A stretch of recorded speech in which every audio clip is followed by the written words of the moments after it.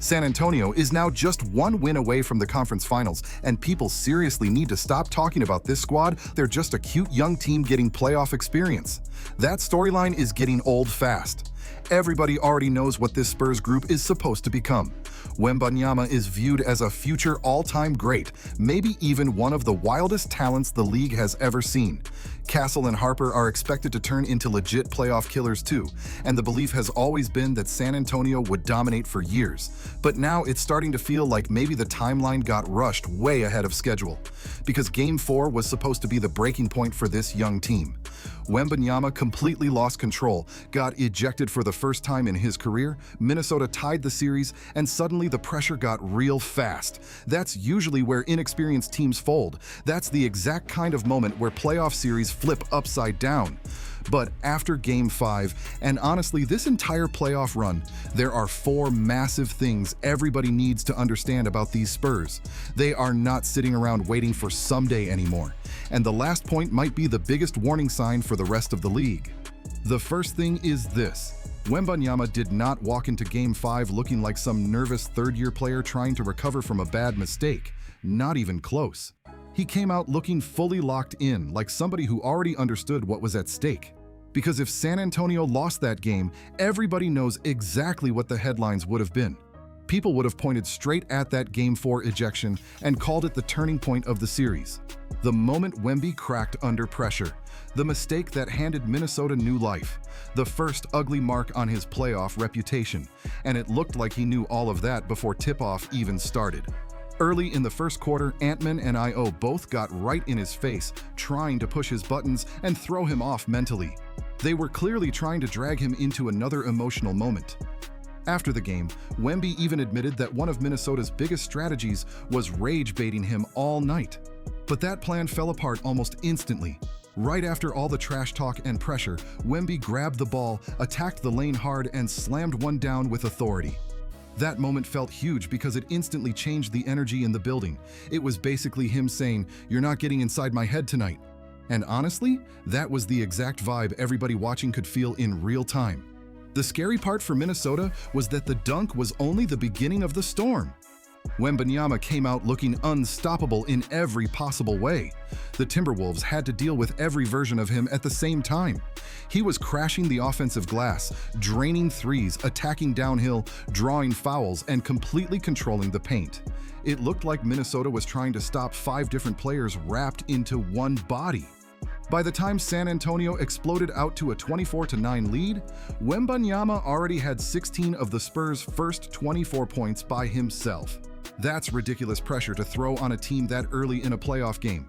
Then he closed the first quarter with 18 points and 6 rebounds, which is honestly a savage response after the first truly ugly moment of his career. And that's the biggest thing people need to understand here. Game 4 gave Minnesota a real opening to flip the narrative and turn this whole series into a conversation about Wemby losing control. But Game 5 started with him completely shutting that down before it could even grow into something bigger. No panic, no meltdown, no extra drama. He just showed back up, handled business, and reminded everybody exactly why the Spurs are becoming a serious problem right now. Once Wembanyama came out and punched Minnesota in the mouth early, San Antonio honestly never looked shaken again. Now, to be fair, the Timberwolves were only down 4 after the first quarter, so technically they survived that opening blitz. But the real problem was way bigger than just Wemby catching fire early. Minnesota quickly realized they were stuck in a matchup that feels almost impossible to solve cleanly. And that's the second huge thing everybody needs to understand about this series. This isn't just one superstar randomly getting hot for a quarter. The issue is deeper than that. Minnesota's offense depends heavily on attacking the paint and creating pressure downhill. That's where they're most dangerous. The problem? San Antonio might be the absolute worst team in the league to try that against. Think back to Minnesota's first-round series against Denver. They looked explosive because they could get into the lane whenever they wanted. Ant was flying downhill, Randall was bullying defenders, McDaniels kept slicing through openings, and once the defense cracked even a little bit, Minnesota's offense started rolling from every direction. But against the Spurs, those openings barely even exist. Every time somebody turns the corner, Wembanyama is standing there waiting like a giant wall at the rim. And that completely changes everything offensively. It's not enough to beat your first defender anymore. Now you also have to challenge a 7'4" monster with endless reach flying around the basket. That's exhausting to deal with possession after possession. Game 5 made the problem painfully obvious. Minnesota shot just 13 for 25 at the rim, which comes out to 52% shooting. In these playoffs, that ranks near the bottom when it comes to finishing around the basket. For a team that relies on pressure in the paint, that's a disaster. And then the points in the paint numbers got even uglier. San Antonio won the paint battle 68-36. Yeah, seriously, 68-36. That's not just playing harder. That's the Spurs completely locking down the interior and forcing Minnesota to keep smashing into the same wall over and over again with no answers. Once that happens, the Wolves start looking uncomfortable fast. Anthony Edwards suddenly sees multiple defenders every drive. Randall gets pushed outside instead of attacking inside. McDaniels ends up creating way more offense than he probably should. And then there's Rudy Gobert, who creates another major problem for Minnesota offensively. Defensively, Rudy gives them size and rebounding, but on offense, San Antonio barely even worries about guarding him. That lets Wembanyama roam freely near the basket like a free safety, just waiting to erase anything near the rim. It completely kills the spacing Minnesota usually depends on.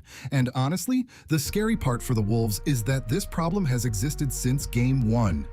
People ignored it because Minnesota escaped with the win and stole home court, so the conversation became about experience and composure. But if you actually look at that game closely, the warning signs were everywhere. San Antonio shot horribly. Wemby went 0 for 8 from 3. Fox only scored 10 points and turned the ball over 6 times. As a team, the Spurs shot just 28% from deep, and Minnesota still only won by 2 points. That should have raised alarms immediately. Because even with San Antonio leaving points all over the floor, Minnesota still struggled badly with the matchup itself. Wembanyama had a ridiculous 12 blocks in that game alone, and the Spurs still looked far from their best version. So when Game 2 turned into a blowout, and now Game 5 became another ugly loss, this doesn't feel random at all anymore. The matchup problems were visible from the very start of the series. Games 2, 3, and 4 all showed the same issues popping up again and again. Game 5 just showed what happens once San Antonio finally starts making enough shots around Wemby's dominance. Now, yes, Minnesota has still won 2 games in this series, but even in those wins, it never really felt like they fully solved San Antonio. They survived more than they controlled things. Could the Wolves still force a Game 7 at home? Of course they can. Anthony Edwards is built for moments like this, and that crowd is going to be insanely loud. If Ant catches one of those superstar heaters where everything starts falling, nobody would be shocked to see Minnesota drag this thing back to another game. Winning Game 6 is already going to be tough for Minnesota, but then having to go back into San Antonio for a Game 7 against a defense that completely wrecks your offense, that's a nightmare situation. And honestly, Anthony Edwards basically admitted it after the game without fully saying it outright. He straight up said some of the things Wembanyama is doing are almost impossible to answer, and that's exactly the trap San Antonio keeps setting. Protect the paint, crowd Ant every single possession, force the ball out of his hands, then make the rest of Minnesota prove they can beat you 4 times out of 7. That has clearly been the entire game plan, and in Game 5 it worked again in brutal fashion. But here's the third major thing people are finally starting to realize: this Spurs team is not just Victor Wembanyama anymore. Wemby is absolutely ridiculous. At this point, he honestly looks like a cheat code walking around in a basketball jersey. The jump he's made by year 3 is a huge reason San Antonio is this close to the conference finals. But Game 5 wasn't just him carrying everybody by himself. Keldon Johnson exploded for 21 huge points off the bench in only 22 minutes. Fox added 18 points and 5 assists while constantly putting pressure on the defense. And then there's Stephon Castle, who keeps looking more and more like a future playoff monster every single game. Castle's scoring numbers might not always scream superstar yet, but the rest of his game is already scary advanced. He defends hard, attacks downhill without hesitation, makes smart reads, and gets to the free throw line at a crazy rate. The wildest part is how calm he looks doing all of it. Most second-year guards look rattled in playoff moments this big. Castle looks like he's been here for years. There was one stretch in Game 5 where he hammered home a dunk right at Rudy Gobert, then immediately jumped a passing lane on the next possession and went coast to coast for another slam. That wasn't just some random hot streak from a young player. That looked like somebody realizing the moment belongs to him too. And this hasn't been a one-game thing either. Throughout the entire playoffs, Castle has been putting up 18.9 points per game, 6.1 assists, and over 6 free throw attempts a night while shooting 40% from 3. His effective field goal percentage is sitting at 51%, and he's basically right behind Wemby as one of San Antonio's top scorers. Now sure, the turnovers are a little messy at times. Around 3.1 a game isn't perfect. But honestly, if you're a second-year guard creating offense, attacking the paint, making plays under pressure, and spending possessions guarding Anthony Edwards, a few mistakes come with the territory. Then you add Dylan Harper into this whole situation, and things get even crazier. And honestly, Harper might eventually become even better than people expect. That's not disrespect toward Castle at all. It's just how special Harper's potential looks right now. The footwork, the pace, the confidence, the shot creation, all of that already looked NBA ready before he even got here. But the biggest surprise has been all the little things he does that don't always show up immediately in highlights. Game 5 was another perfect example. Harper finished with 12 points and 10 rebounds, including 5 offensive boards where he completely outworked Minnesota's front court. Then he had that insane sequence where he went behind the back to shake his defender, sliced through the defense, and hammered down a dunk at the rim. That wasn't just flashy, that looked dangerous. That's the type of move that makes people start whispering about superstar upside. And remember, this guy is still coming off the bench right now. He's already leading the NBA playoffs in bench scoring, and the offense isn't even fully built around him yet. So what happens later when Harper eventually forces his way into the starting lineup next to Wembanyama full-time? That's why San Antonio suddenly feels so different from most young teams. Wemby already looks like a future face of the league. Castle already looks like a real playoff guard who belongs on this stage. And Harper keeps flashing superstar-level moments while tearing games apart off the bench. That combination is exactly why the ceiling for this Spurs team suddenly feels way higher than people expected. At some point, people need to stop calling San Antonio a fun young team and start calling them what they actually look like, real championship contenders. Because in Game 5, they didn't just beat Minnesota. They shoved a battle-tested Timberwolves team right into the corner and made them look uncomfortable for almost the entire night. And remember, this isn't some random inexperienced squad they're facing. Minnesota has been to back-to-back Western Conference Finals. That team knows playoff pressure. But San Antonio still had them looking stuck without answers. Now, here's the fourth thing everybody really needs to understand. And honestly, this is the part that changes everything moving forward. If the Spurs close out this series, then the next conversation becomes Oklahoma City. And that's where this whole situation starts getting seriously scary for the rest of the NBA. Because San Antonio hasn't just competed well against OKC this season. They've flat out beaten them over and over again.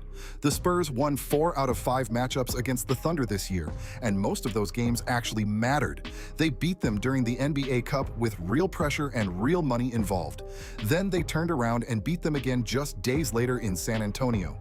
And then came Christmas Day in Oklahoma City, with the defending champs expecting to make a statement on national TV. Instead, San Antonio embarrassed them. That game wasn't some lucky upset either. It was a full-on beatdown. The Spurs controlled the game, controlled the pace, and made OKC look uncomfortable in ways most teams simply can't. Now, obviously, nobody should act like the Thunder are easy to beat. Oklahoma City is still the defending champion for a reason. They have Shai Gilgeous-Alexander, who many people see as the best player in basketball right now. Their defense is elite, their system is elite, and they've got experience everywhere.